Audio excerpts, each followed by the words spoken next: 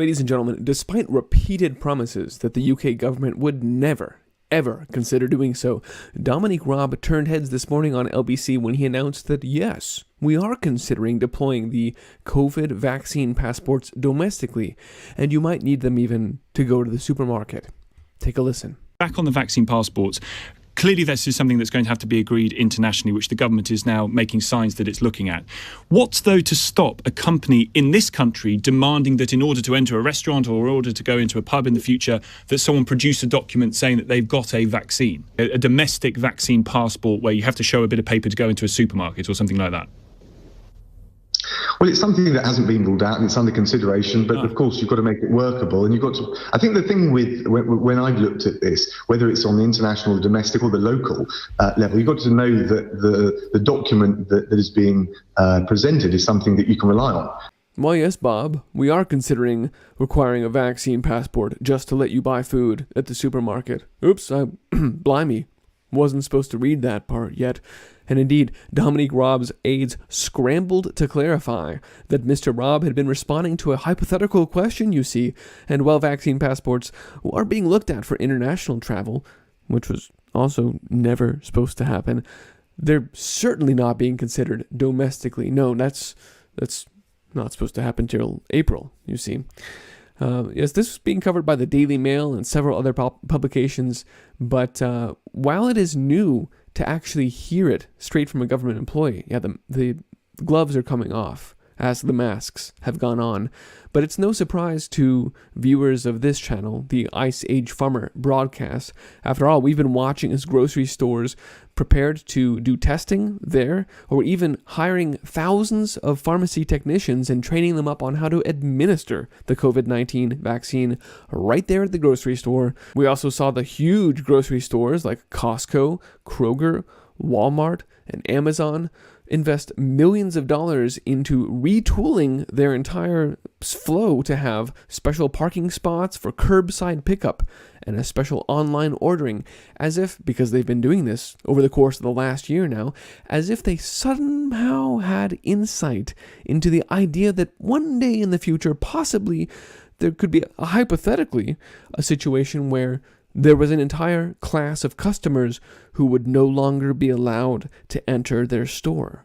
And now we see that that's exactly what's happening. We also knew that this was going to happen because these talking points went out from the Rockefeller Foundation themselves in their COVID-19 National Testing and Tracing Action Plan, which called out grocery stores, just like farms and other parts of the food supply chain, as dirty and dangerous, and basically said that grocery store employees should receive a pay bonus for working there on the front lines of the pandemic, something which, under the new Biden-Harris administration, has just been implemented. All of a sudden now, grocers are being offering a premium. They're offering $4 extra hazard pay as a pandemic pay for those frontline workers on the first responders to the pandemic. Again, just pushing the propaganda, the idea that it's so dirty and dangerous there around all that food and all those people that you shouldn't even be going to the store. We saw these articles why you should probably stop going to the grocery store, given that whole coronavirus thing. Yeah. So we've been covering this theme about major changes to food retail because that's got to happen as this food shortage situation gets worse and worse. Consumers' access to food will be removed. They will be distanced from the actual food there at the retail establishments. The selection will shrink, and of course the prices will jump up ridiculously.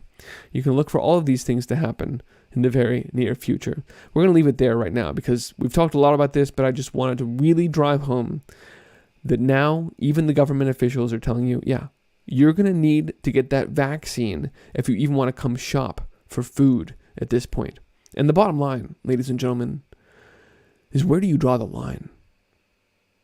How much of this will you accept? Will you stop this now? Or will you wait until it is literally, you don't take the vaccine, you don't get to eat? Because we're looking at that real soon now.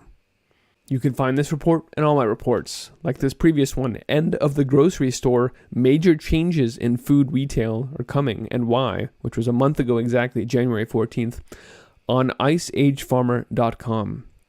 If you're watching this on YouTube, get off. You can also find and subscribe on odyssey.com or bitchute.com/iceagefarmer. If you appreciate this broadcast and value this information, help me keep it running. There's a few ways you can do that, listed at iceagefarmer.com/support. Ladies and gentlemen, it is time both to start growing your own food and be spreading the word about the agendas at play here, but also to put an end to this nonsense. We need to stop this train before it goes any further off the rails. Thanks for watching, and be well.